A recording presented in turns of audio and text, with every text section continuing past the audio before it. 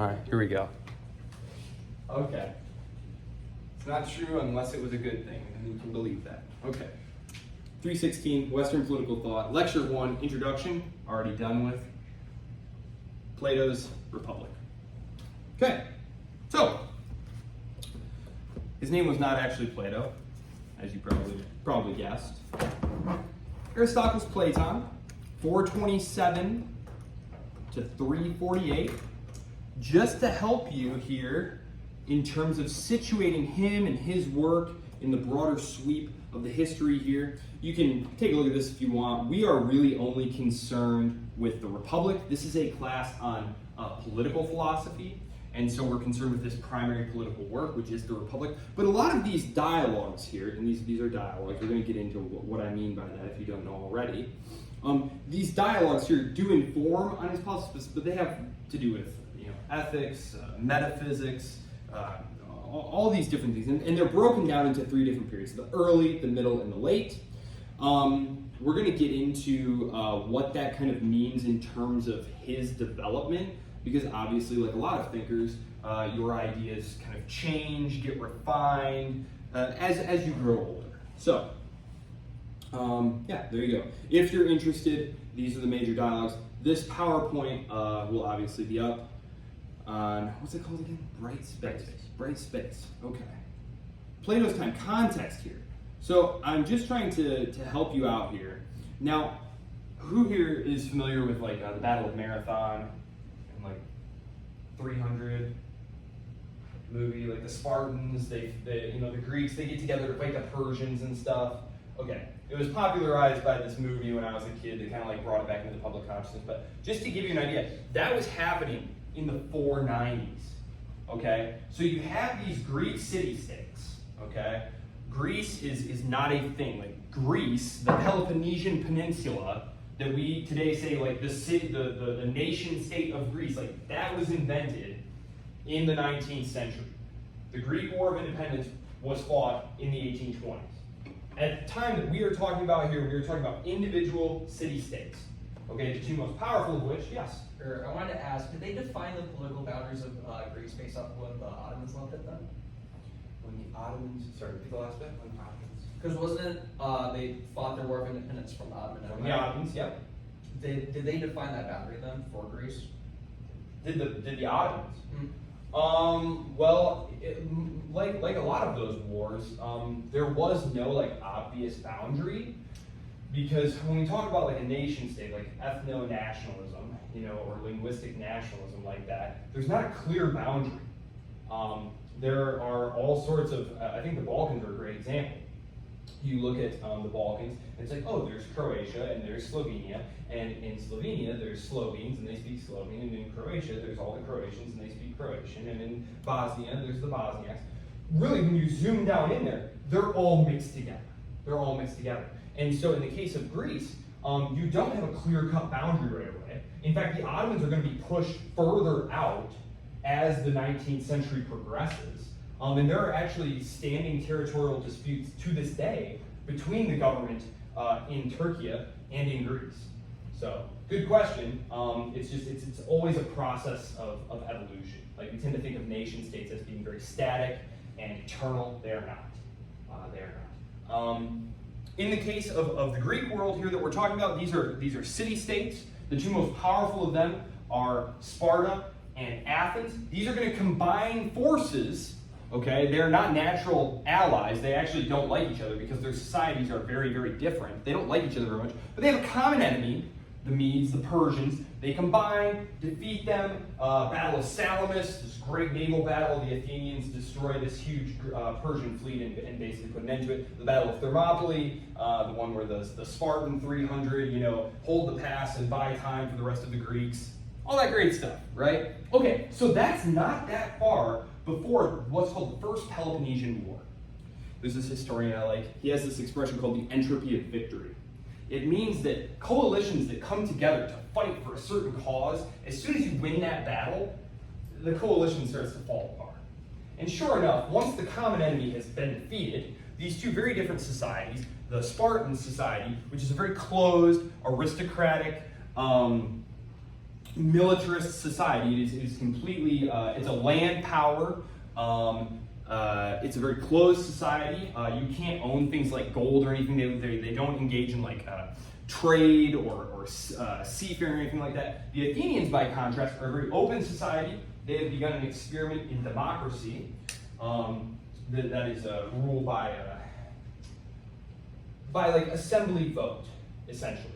It's not like full democracy like what we have today, but like this was considered quite wild and radical, and we'll get into that a little bit. But this conflict here, so there's the Delian League, which is the Athenian ally network, and then there's the Peloponnesian League, which is the Spartan ally network. And essentially, once the war ends, about 30 years later, there's increasing friction as Sparta, the dominant power, is feeling increasingly threatened by the rising Athenian power. And this is where we get this expression called the Thucydides trap. And this is something that you hear today in reference to the United States and China. It's something that you heard about at the turn of the 20th century with regard to Imperial Germany and Imperial Britain. Basically, the idea, and this goes back to the First Peloponnesian War, is you have the dominant power who's feeling insecure about possible rivals, that maybe it's not as strong as it was, and maybe this up-and-comer is going to cut in on their action. And so conflict is, and the up-and-coming power feels like it's just trying to get what it's due. The British trying to take all the colonies for themselves. Don't they know that Imperial Germany deserves a slice of the cake? And the same thing today with the United States and China, if you read the papers and whatnot. So the idea is the Thucydides trap. So a conflict very nearly erupts. It's called the First Peloponnesian War, but it's not a full-blown war. Basically, there are several very near-run things. There are some actual battles, but essentially the leadership on both sides say, whoa, listen, okay, we both have a lot at stake here. Let's cool things down a little bit. They decide they're going to make an agreement where each one agrees not to mess with one another's allied states. So basically, if you're a client state of Sparta, you don't go talk to Athens. You don't, go petitioning Athens if you have a gripe with Sparta. You don't interfere with the internal politics of each of the client networks. And this is the 30 years peace. It's supposed to hold for 30 years. 30 years peace.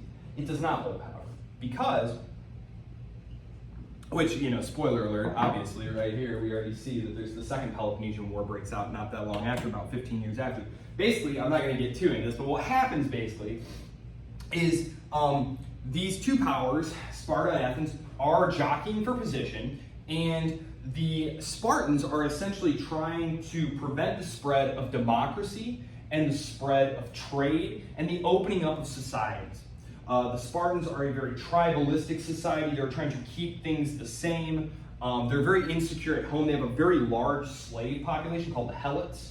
And basically most of the Spartan policy is focused on simply maintaining regional hegemony in their area and making sure that they don't have a massive slave revolt. And basically trade and increased wealth and opening up society, increasing exposure to foreigners and whatnot is considered destabilizing, right? We've seen this in our own time, right? High levels of immigration, the opening up of intellectual space, like it can be destabilizing to a society, right? Even in our own time. And this was the case then. And this was associated with the form of government called democracy. The Athenians were interested in spreading their form of government to interested client states, and even some client states who weren't terribly interested. There's the case of Mexos. They essentially had this oligarchic rule. Oligarchy is a rule by sort of a handful of the very wealthy, right? Essentially what happened is the Athenians helped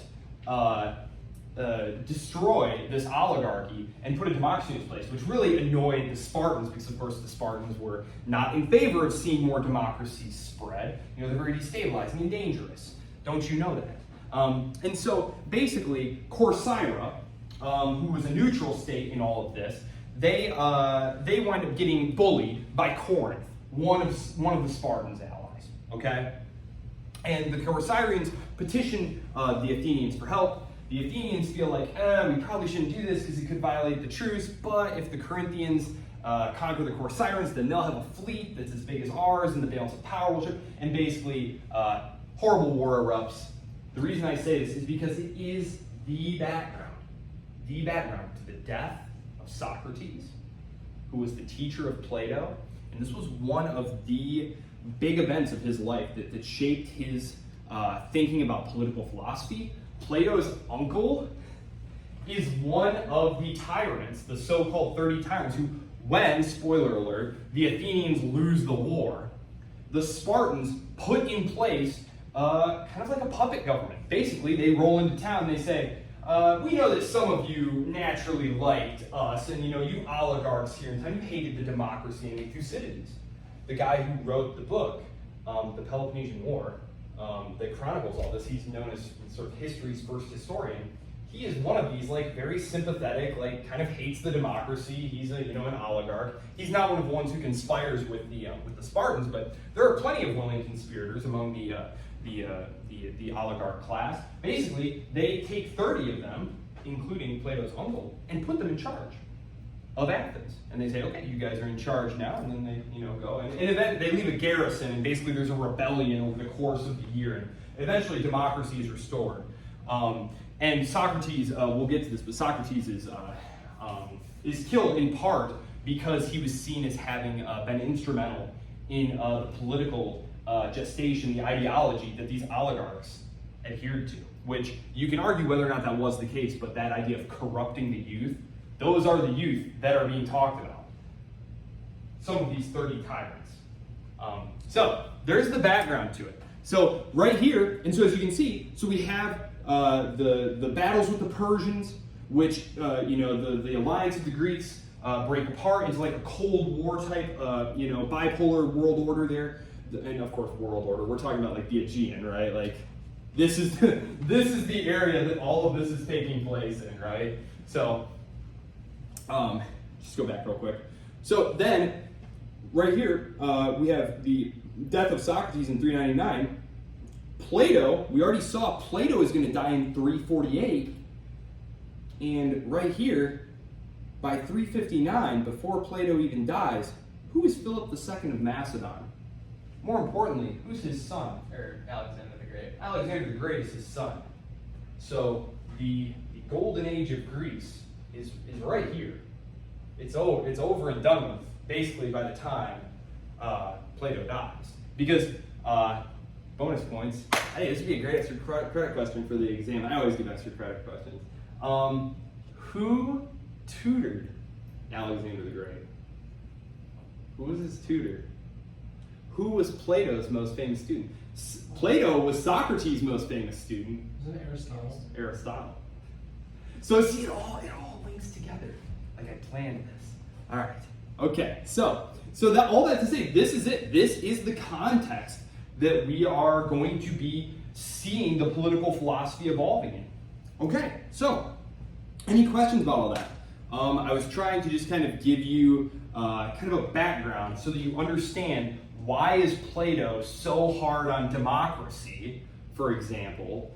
Why is he so concerned with he's very against the arts and against trade and things of this nature. So again, as you're reading the Republic, I don't know that would make sense if it's not understood that this is all part of this very contentious transformation. You have these societies who were very isolated, who were very tribal, disconnected.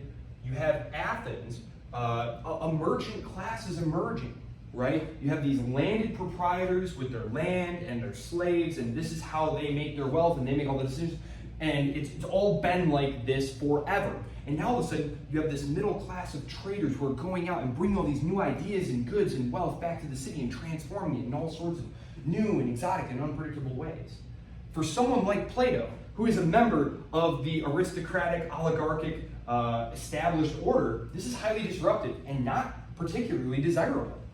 So this is associated with democracy, with the open society, as we'll talk about in our conclusion today. Although, as I did intend for this to be 2 lectures, and I see that part won't actually come until next Wednesday. But there we go. Do we have any questions here so far about anything that I covered?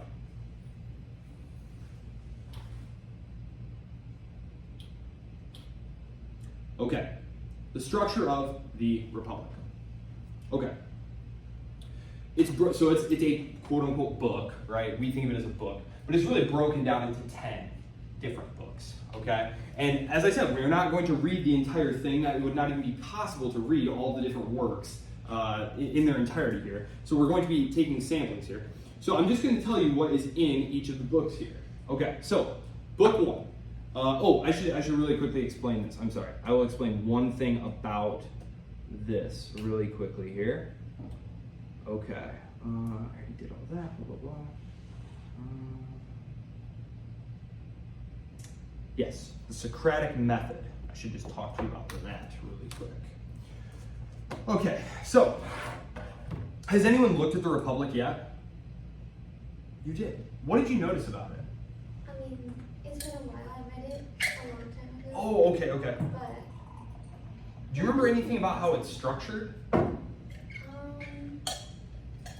not really, but I remember it kind of starts off like, I don't even know how to explain, but it gets like more intense as you read it, I guess. Well, Anyway, I would say so as well. Because there's a lot of exposition, but the exposition occurs as a dialogue. We're going to read later works that are more familiar to us. You sit down, you have your introductory paragraph, you introduce your subject, make some thesis statements, what we're going to do here. No, the Republic, all of Plato's works are in the form of dialogues. So we're all just chilling out and you say, hey, Crition, my boy, what's going on? Oh, nothing, Socrates was just thinking about the nature of truth. It's like, oh, really? What can we say about truth? How would we know something is true? And then it evolves as like this dialogue where they test different propositions. So that's something that if you've never experienced that before, it can be a little bit new and a little bit jarring, a little bit strange. Like, what is going on here? But that is the didactic method that is employed there. So the Socratic method.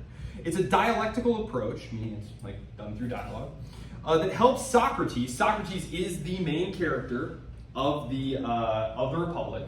It is Plato talking, though, and I'm going to talk about this in a minute. So it's Plato writing this, much like Jesus. Socrates himself did not write anything down, and it was up to his followers to then write about him. And this, of course, can create problems for us in this context, because it's not clear how reliable a narrator of Socrates is Plato.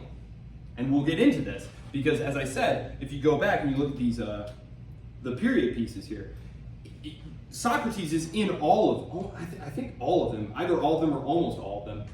Socrates gets more conservative as it goes on. So let's just say that maybe Plato has some reliability issues there. So it's hard to know exactly how much is Plato and how much is him using Socrates to talk about Plato's own his own beliefs. So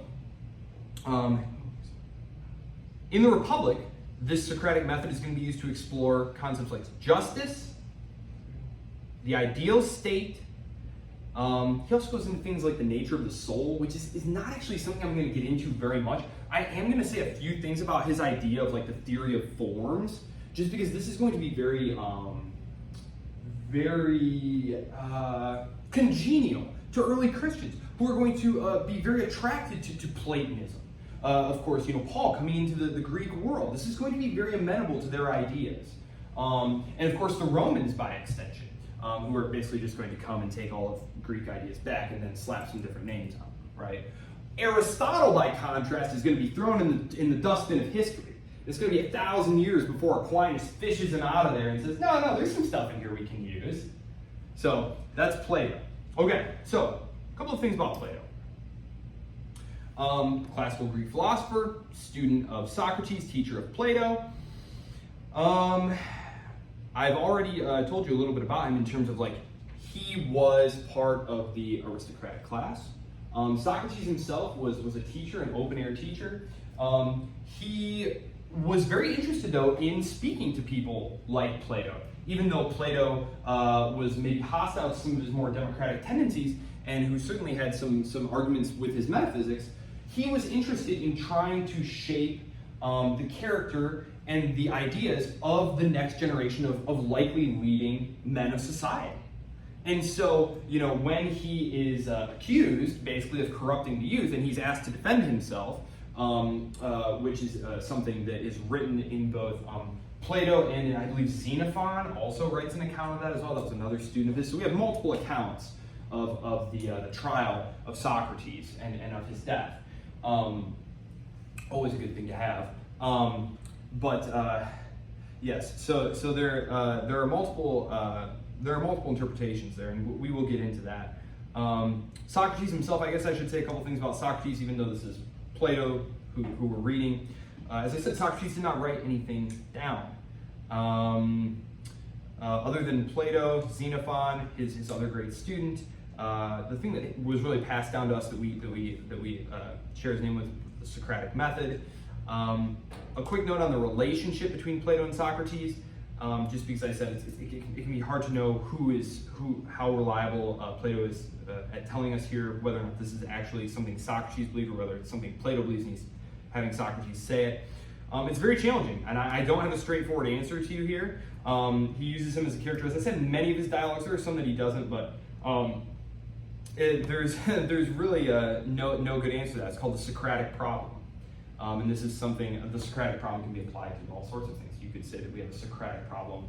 Someone who's reading the Bible not as a Christian might say that, hey, we have a Socratic problem here, because we don't know how much of this is Jesus and how much of this is someone who wrote these Gospels, for example.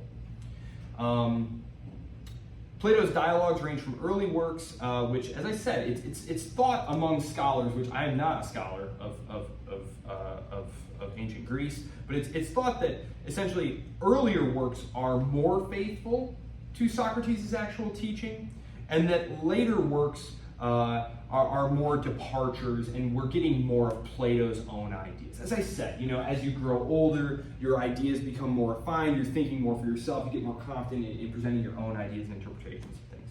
So, let's go to the summary of the books then. Okay. Book 1. The dialogue begins with a discussion on the nature of justice. This is going to be critical because Plato argues we are not actually reading this particular book. There's one particular part of one particular book that I really want you to read because it is, I think, the most important from a political standpoint. But this is something you should understand, is that the idea of justice, they spend an entire book talking about the nature of justice. Actually, 2 books, as I see, yes. So they're basically talking about justice so much because without justice, they come to the conclusion that no city could exist without justice. You could not found a city on injustice, right? You couldn't have the definition of justice be that it was okay to take someone's stuff if you wanted to, right? All sorts of problems immediately crop up, right? Like, why would you produce anything? If you are someone who makes shoes, if you're a cobbler, why would you produce more shoes than what you and your family could wear with the intention of selling them, knowing that people would just come and ransack your store and take them, and that no one would object to that, and there would be no punishment for them? That couldn't be the definition of justice, because that would not allow for a city to be founded and to thrive. And so from here, they're able to derive several extensive rules based on this definition of justice. So, the ideal city, the Calopolis. Book 3, they discuss education for the guardian class. These people are going to protect society. Focuses, the structure of the ideal city. This is something where you definitely, this is something I've seen people saying this is definitely more Plato. The idea that there are strict castes in society, and that society is most harmonious when we all just do our bit and stay in our own lane. And in this, we can hear kind of echoes of the later medieval idea of like the priestly class, the warrior class, the serf class, and we just all need to stay separately for the stability of society. And this is a just and well-ordered society. And justice is most perfectly carried out when we all do our own role. As I said, this is a later work. It's again thought that this is largely Plato, who, unlike Socrates, who is sort of an itinerant preacher like a Jesus type, Plato is an aristocrat. Of course, he thinks he is the one who should help rule society. So justice arises when each class performs its appropriate function. Book 5. We're going to have things like the communal family structures among the guardian class. So this is something that was a way of knitting together the people who are going to rule the society, creating close, tight-knit bonds and loyalty within these groups. This is something that we're going that you would see, and actually I do have Cicero on there, and so I won't say too much about this, but this was something that the Roman ruling elite in the Republican period of Rome were very, very concerned with, which was keeping everything very close, tight-knit among the aristocratic families. Let's see. Yes, the allegory of the cave, the philosopher king, the ideal ruler. Essentially, during the war that was so ruinous for Athens, remember these guys are Athenians. Thucydides is an Athenian. Plato is an Athenian. They are I almost said Aristocats. My kids were just watching Aristocats. Do you guys ever see that? Aristocats? No, the old Disney movie? Oh man, it's hysterical. Anyway, back to serious stuff. Aristocrats, Thucydides and Plato are aristocrats. They have no sympathy with democracy or with the people, but they did, and during the course of the war, though Thucydides was certainly sad to see Athens defeated and destroyed the way that it was, and both he and Plato kind of single out this idea that there was not strong, decisive, stable leadership. Basically, that the democracy was too fickle. That there were always changes of policy, and that someone would stand up and say, "Well, it's all because you don't let me lead. I mean, if you let me lead, I have all these great plans, and we would win tomorrow." And of course, the assembly's like, "Oh, well, great. Well, we'll let you be in charge." But then he fails, and so someone else is like, "Well, that's because that idea was dumb, and we should have been doing this instead. So now we're going to do this. Come on, are you with me or not?" And they say, "Well, I mean, after the disaster of the last guy, let's go with this guy," right? And you have to imagine this war went on for like 30 years. Right? You can have a lot of changes in policy in 30 years, right? One of the real turning point of the war is when Alcibiades, a great demagogue, who's able to really rouse the people and convince them that he is correct, convinces them to let him take the army and the majority of the fleet to conquer the island of Sicily. Yes, exactly. So I'll bring the map next just so you can see. Like, here we go. Here's Sicily over here, right? And so they sail around here to Sicily. It's a total disaster. Total disaster. From there, it's really, the war proceeds basically in 3 stages. The initial stage of the war, where Pericles is in charge, like, it goes pretty well. He dies. Then you have like a contest over leadership in that middle period, which the Sicilian expedition is a part of that. And after that disaster, it's really just a slow, choking net that gets drawn around Athens, and the city is put under siege, and eventually the walls fall. And there you go. But anyway, so yes, so they believe that the best society would be ruled by one man, the philosopher king, who is all wise and a doer of justice, and that obviously that's just ideal. So really, what we'll have to settle for is rule by a democracy, rule by a bunch of wise guys, basically. That's sort of the ideal. The ideal structure is the philosopher king, but that's an idealized state that they come up with in the republic. And they say, well, in realistically, then we'll kind of have like an oligarchy that's been educated to be wise and to rule justly together. Here, I was just gonna ask about the elaboration between you said democracy and oligarchy, but you're just saying it's just that they're specifically qualified and educated to do it? Exactly, because oligarchy is of course rule by the few. And he's saying rule by the few is fine as long as they are virtuous, they have been raised in the principles of justice, so that they can rule wisely and the city will prosper, and that they will prosper in time. So yeah, that's exactly right. But we aren't going to go into a lot of book 7, because that is where the allegory of the cave comes from. This is one of the most famous. Oh shoot, I'm almost out of time. I do have a whole section in my lecture on the allegory of the cave, so I won't go into it more. But you'll want to know about that. There will almost certainly, maybe there won't be something on it because it's not really germane to political philosophy. It's more about his metaphysics and his idea of the realm of forms, and that this that none of these are chairs, that these are only imperfect representations of real chair, which exists in the realm of ideas. There's the idea of the chair. And that each of these chairs, however closely they conform to chairness, will never fully capture chair. Okay? All right. So, let me get through the last couple of, I have 2 minutes. Book 8. This is the one over the weekend. Take a look at this. I'll put up some passages that I think are best for you to read, but take a look at book 8. It's not terribly long. It's something like 25 pages, if I remember correctly. And it's just a dialogue about the ideal city and this idea of how, once you achieve the ideal city, that it slowly degenerates into tyranny. So it's actually kind of good reading. So that's book 8. Book 9, discussion continues with the idea of the tyrannical soul. So one really cool, are you familiar with parallelism in literature?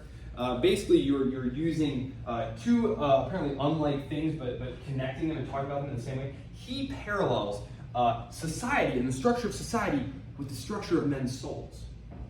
And that the tyrannical city is like the soul of the tyrannical man. And so there's this very interesting parallel between like biological organisms and the city. And the last one. Yes, the book 10, this is where we get our conclusion. His critique of poetry and the arts, which are deceptive imitations of reality, and also the myth of a story about the afterlife, to reinforce the idea of justice's ultimate rewards, that you should be just for the purpose of being just, that being just is its own reward in itself, that it is not a utilitarian concept. So, I hope you can see, just from what we've already started talking about, we will obviously talk more about this on Wednesday. We'll actually get into the real meat of the text, specifically book 8. But I hope you can already kind of see why this philosophy is going to be so influential in coming centuries. It's going to be influential on the Romans when they set up their own state, and of course, it's going to be very very attractive to the early Christians who are going to have an easy time fusing Christianity and Platonism together. Any questions? Okay, it was a pleasure getting to see you all today, and I look forward to seeing you all on Wednesday. I will see you on the discussion board this weekend. I just want to know what you're all interested in, why you're here.